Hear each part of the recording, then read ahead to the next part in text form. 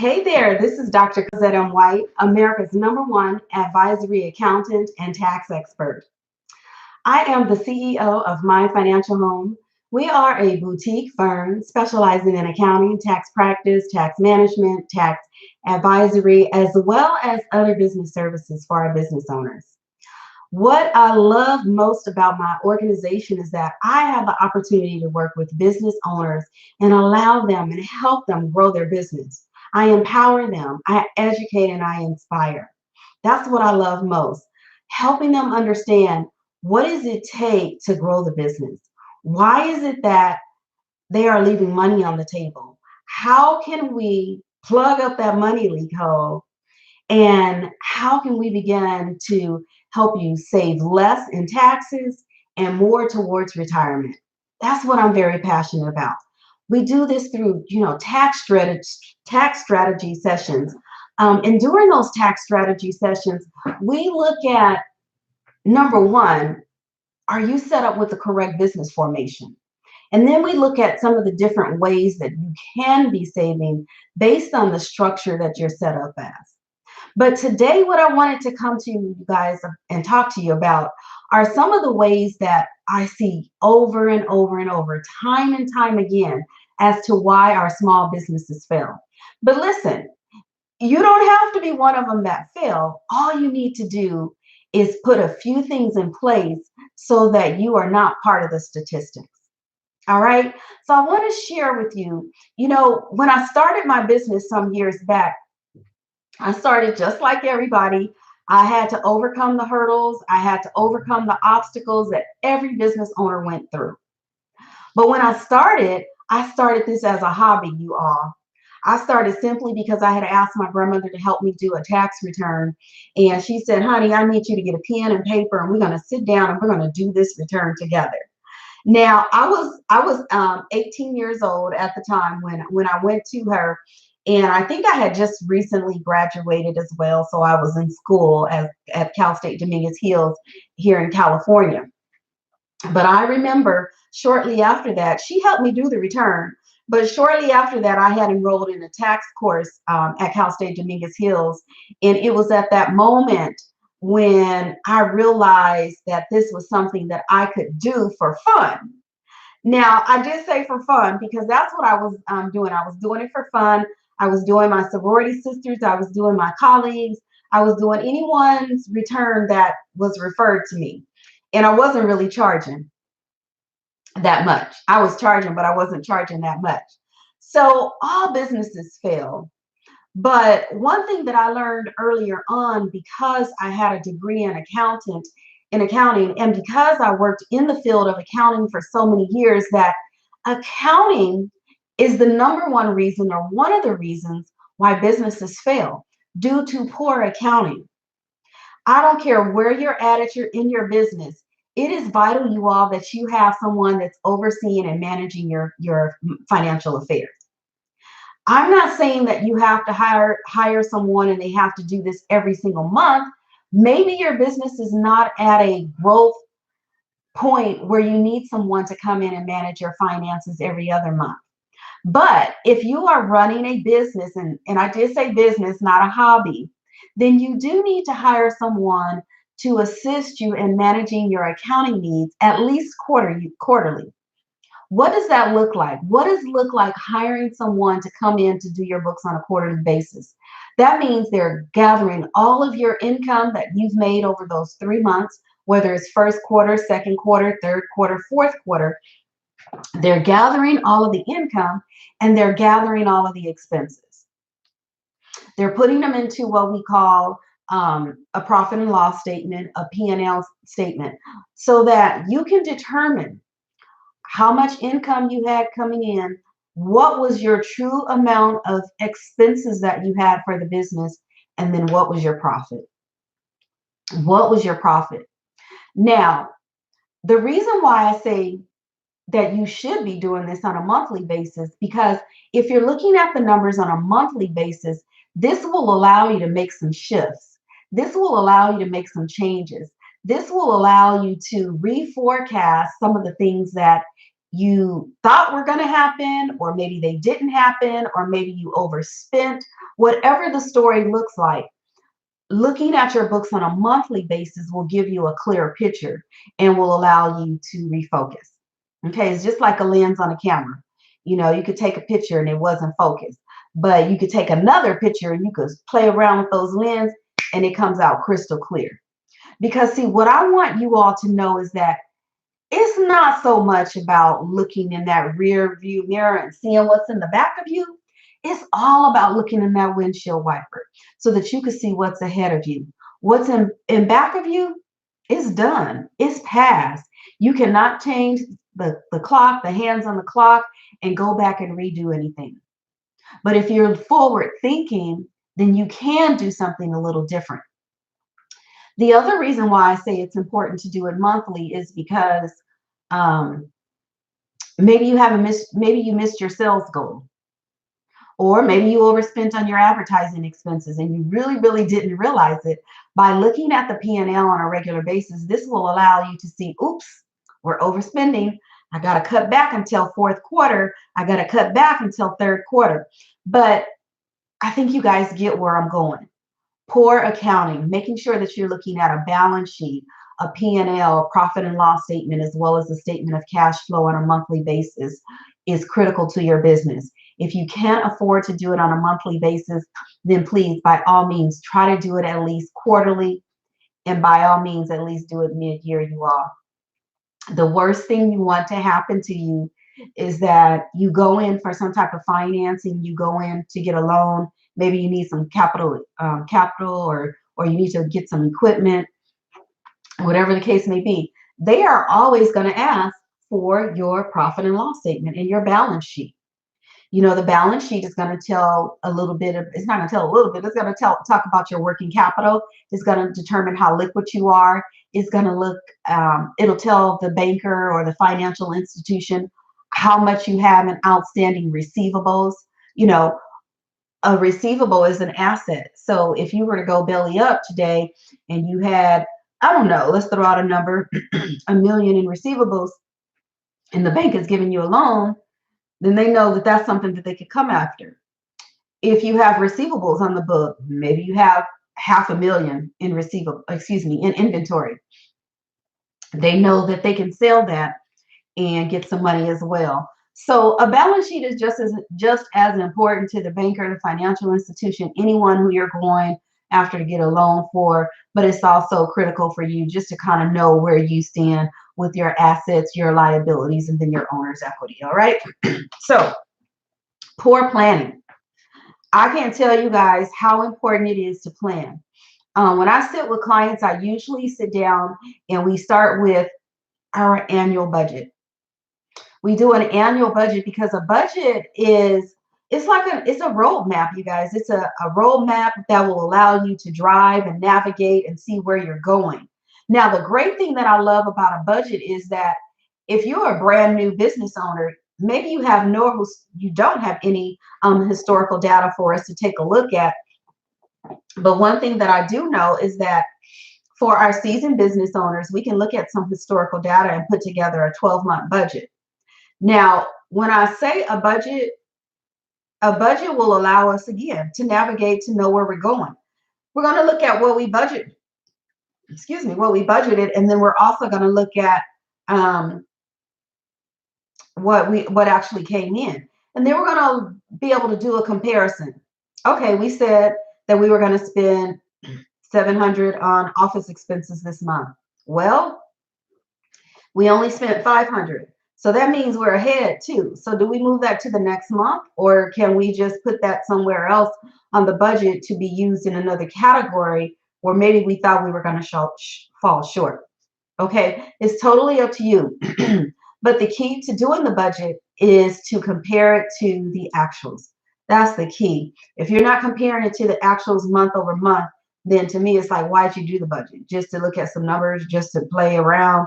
No, you want to take that and look at the actuals versus the forecast, determine what the variances are, and have a clear understanding with why those variances feel the way that they are, and that will allow you to shift and change things going forward as it relates to the budgeting process. So poor planning. Poor planning can also mean lack of marketing, ineffective marketing. And, I probably should have said this first, but lack of cash flow. Maybe you don't have the cash flow to do the marketing. I'm going to say this, and we all know this. If you don't have the cash flow, then that presents a lot of problems. Maybe you can't meet the payroll.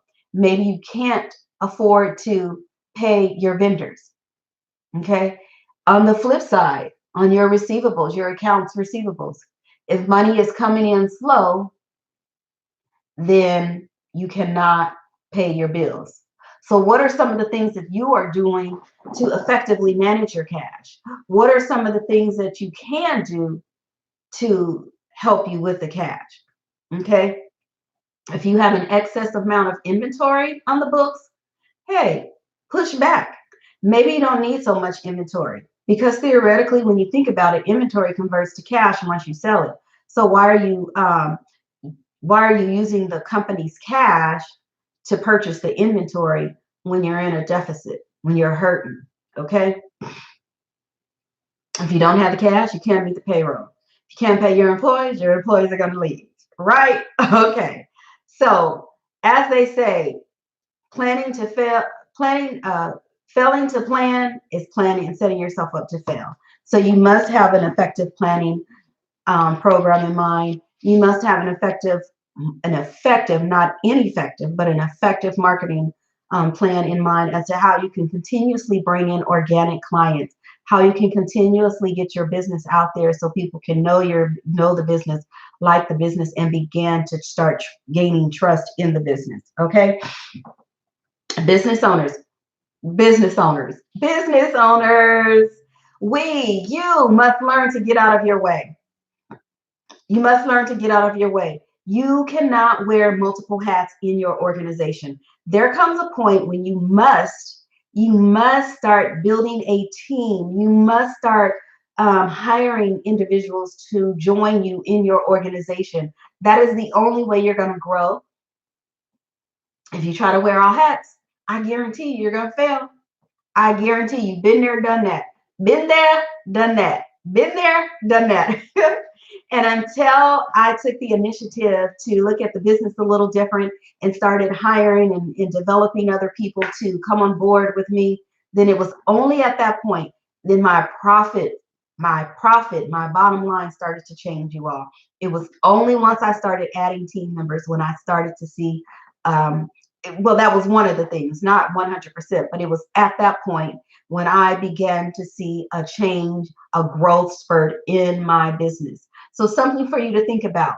Remember, hear it clear, there is a difference between an intern, there's a difference between an independent contractor, and there is a difference between an employee.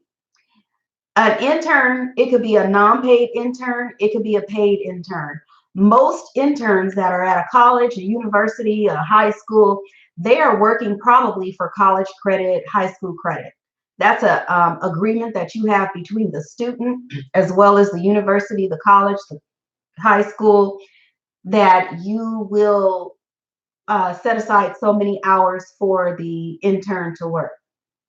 In exchange, they get credit. Independent contractor, that is someone that you're paying. They don't clock in, they don't clock out, they have the free will to come and go. The key aspect that they are responsible for is making sure that they deliver on the services that they indicated that they would provide you. The last one, an employee. An employee, of course, is someone that you hire. There's policies and procedures that they must follow. There's a job description that they follow. And of course, you have an hourly rate for them unless they're a salary employee, exempt, non-exempt. Okay. But if they are an employee, that means that they must be to work at a certain time, and they must leave at a certain time. You have jurisdiction over the type of assignment that you can give them. You have jurisdiction over the hours that you set for them. You provide them with a payroll check. You pay employer taxes for them. You take employee and employer taxes out, and you have workers' comp insurance. Okay. So I gave you 3 different scenarios. All right. Make sure that you know that you need to get out of your way. If you continue to stay in your way, you're setting yourself up for failure. You're asking, for the business to not do the best that it can do. You're setting yourself up for failure. You don't know HR, you don't know sales, you don't know operations, you don't know purchasing, you don't know contract. You may think you do, because I thought I did too. But in some way, somewhere, something is going to fall through the cracks. Okay. And then on top of that, you're going to burn yourself out as the business owner. Okay. So dysfunctional management. Again, you don't have the right team in place. You don't have the right coach that's coming in to educate your team, to educate your management staff. Maybe executive coaching is something that you need for them.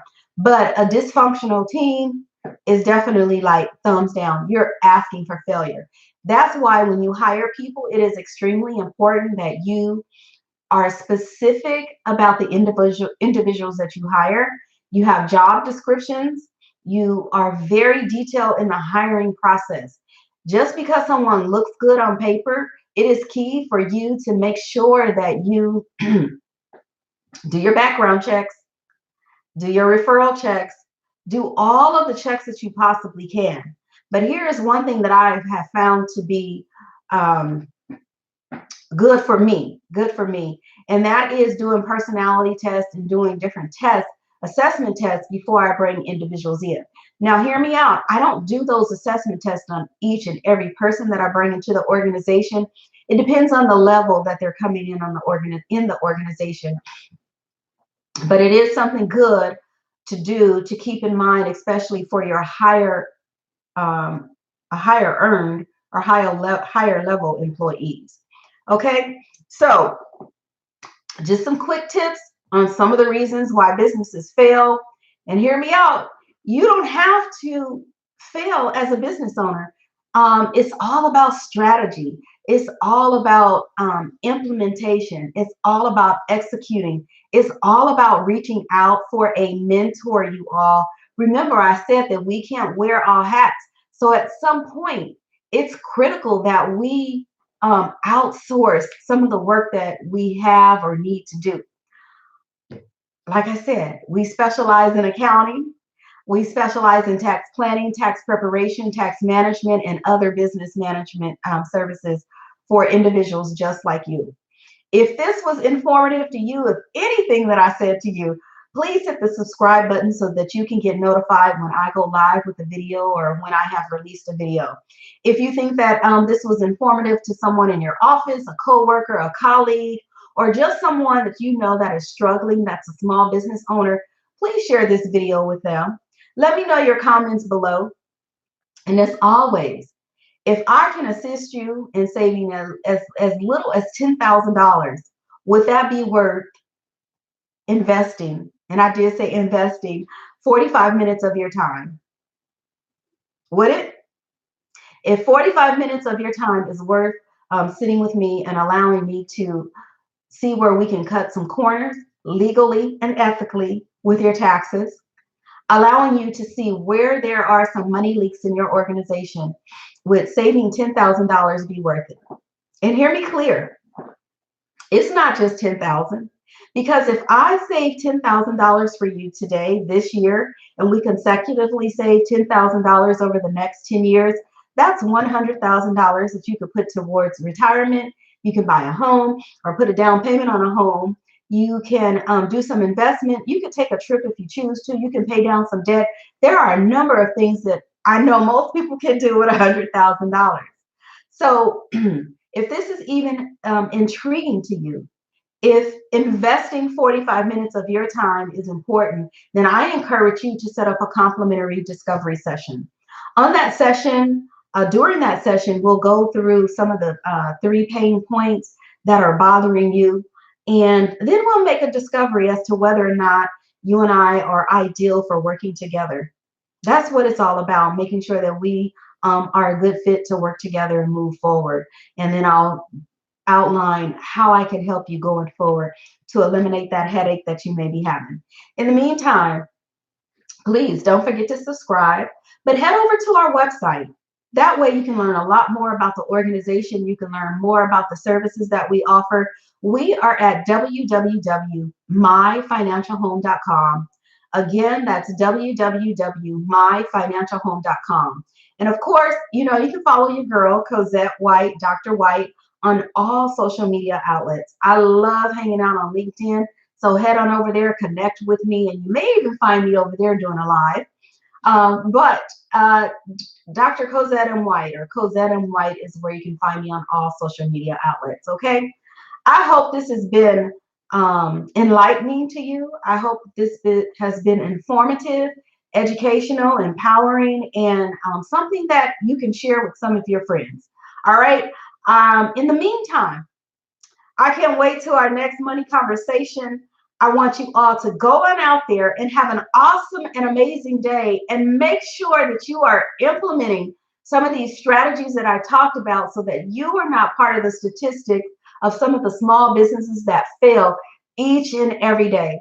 All right, go on out there, make it a great day, and I'll catch you later.